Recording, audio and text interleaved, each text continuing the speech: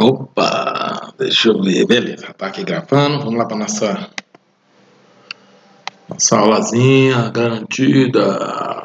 Então, nossa aqui aula de revisão do segundo ano, eu já deixei aqui já o mecanismo praticamente tudo pronto, para que a gente não tenha muitas dificuldades. Então, nós temos aqui a primeira questão, né? Assinale a alternativa que complete corretamente a frase. Para gases ideais, o valor da relação PV sobre T. Aí a resposta é diferente para massas diferentes de um mesmo gás. É só você pegar aquela relaçãozinha geral do lado dos gases, ó, PV sobre T igual a NR. R é a constante universal dos gases e o N é o número de mols, que é a razão entre a massa do gás e a massa molar. Como a massa molar depende somente do tipo de gás, então quem vai variar o número de mols? A quantidade de gás, né? A massa do gás. Então, para massas diferentes de um mesmo gás, isso aí é diferente para esse valor, para essa relação. Então, ou seja, ela só é constante se for constante o número de mols e se for constante, a universal aqui já é constante. Então, ela só é constante se esse N for constante. Como não é obrigatório ser constante, porque ele varia de acordo com a massa do gás, então ele é diferente para massas diferentes de um mesmo gás. Beleza? Na segunda questão, nas condições P1 de 1 atm, T1 de 300 Kelvin, certo corpo de gás perfeito apresenta um volume V1 de 12 litros, elevando-se a pressão para P2 de 3 atm e a temperatura T2 de 600 Kelvin, determine o novo volume ocupado pelo gás. Então a gente vai pegar aquela equaçãozinha geral, né, de igualdade, P1 V1 sobre T1, P2 V2 sobre T2. Certo? Então no lugar de P1 você vai colocar o número 1, no lugar de V1 o 12, dividido por 300, certo? Aí você vai aqui cortar os zeros aqui, ó, de 600 e 300, que está aqui na igualdade aqui no denominador, né?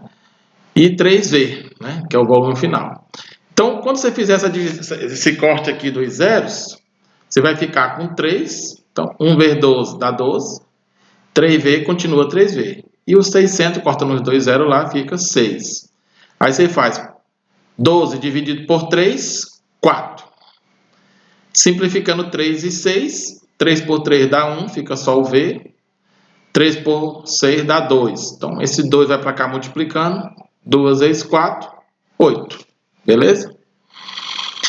Aí nós temos aqui, nas condições T1, né, de 1 atm, T1 de 300 Kelvin, certo corpo de gás perfeito apresenta o volume V1 de 12 litros, eleva-se a pressão a 2 atm e a temperatura T2 de 600 Kelvin. Determine o novo volume ocupado pelo gás. Né? De acordo com o gráfico aqui, né, aqui é uma pegadinha, né? É uma transformação isocórica, certo? Sendo uma transformação isocórica pelo gráfico, então o volume 1 é igual ao volume 12. Então vai dar 12, certo? Mantém-se o mesmo volume, porque aqui é uma transformação isocórica. Se fosse qualquer outro gráfico, seria uma outra transformação ou aquela transformação geral, aí você mudaria o valor do volume, o que não é o caso aqui, especificamente. Na questão 4, numa transformação isobárica, sabemos que é pressão constante, pressão inicial igual a pressão final, a temperatura absoluta de uma amostra de um gás ideal é diretamente proporcional ao aí você vai ter o quê? Ao volume do gás. Né? Se você pegar lá aquela relação, igualando aqui as pressões, então você vai ter V1 sobre T1, VF sobre TF. Né? Então, os volumes iniciais, né, dividido pela temperatura inicial, tem de ser igual ao volume final dividido pela temperatura final. Então, isso implica dizer que o volume e a temperatura são proporcionais. Se aumenta, aumentam juntos. Se diminui, diminui na mesma proporção. Baseado na mesma ideia, certa massa de gás ideal sofre uma transformação isobárica, né, na qual sua temperatura absoluta é reduzida à metade. Quanto ao volume desse gás, podemos afirmar que, já que são proporcionais, se reduziu a metade, também o outro reduz a metade. Vamos só confirmar isso, né? Usando a relação V1 sobre T1, VF sobre TF. Isso implica que V sobre T, aí VF, que é o que tu quer saber, aí T dividido por 2. Né? Então, você vai jogar esse T sobre 2 aqui, do outro lado multiplicando. Então, fica T cancela com T. Aí vai ficar V dividido por 2, que é o meu valor de VF. Então, meu valor de VF é V dividido por 2. Na questão 6, a gente já falou isso bastante em sala de aula. A primeira lei da termodinâmica diz respeito à conservação de energia. É só baseado lá na igualdade do balanceamento energético entre a variação da energia interna, o calor trocado e o trabalho realizado ou sofrido. A primeira lei da termodinâmica estabelece que o aumento da energia interna, ΔU, né, da energia interna de um gás, é dado por ΔU, calor menos o trabalho. Aqui ele mudou a simbologia, mas já sabemos que isso aqui é o calor trocado e aqui é o trabalho realizado ou sofrido, certo?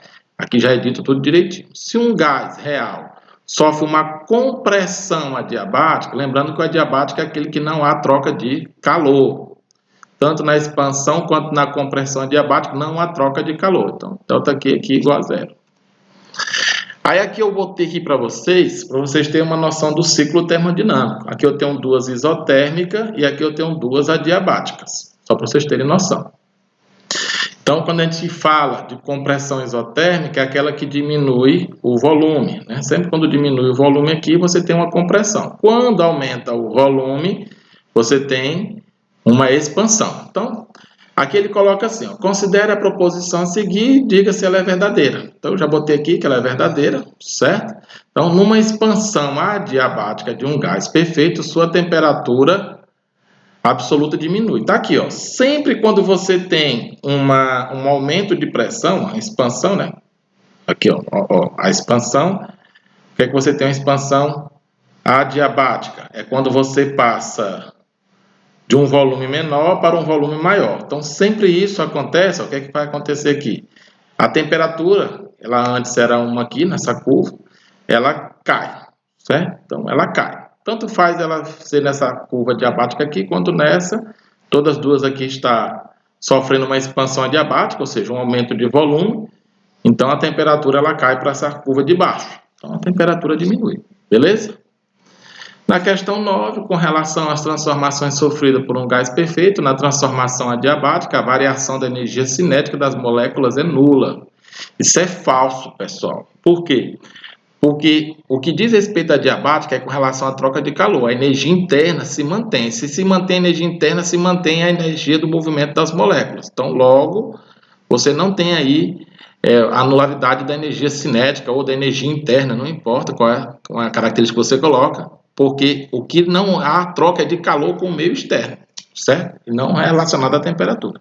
Só pegar aquele exemplo que quando você vai encher o pneu de bicicleta, com aquelas bombas de bicicleta, e você rapidamente fica ali enchendo, então, o que é que acontece? Você faz compressão e expansão adiabática, que não dá tempo de trocar calor com o meio externo, a bomba esquenta. E ela esquenta por causa de quê? Porque a variação da energia interna, ela tem alterações. Então, mesmo ali não dando tempo de trocar calor, mas ela altera a temperatura, ok?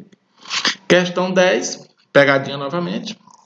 Qual é a variação da energia interna de um gás ideal sobre o qual é realizado um trabalho de 80 joules? Muita gente vai marcar 80, vai botar 80, mas lembrando que é durante uma compressão isotérmica.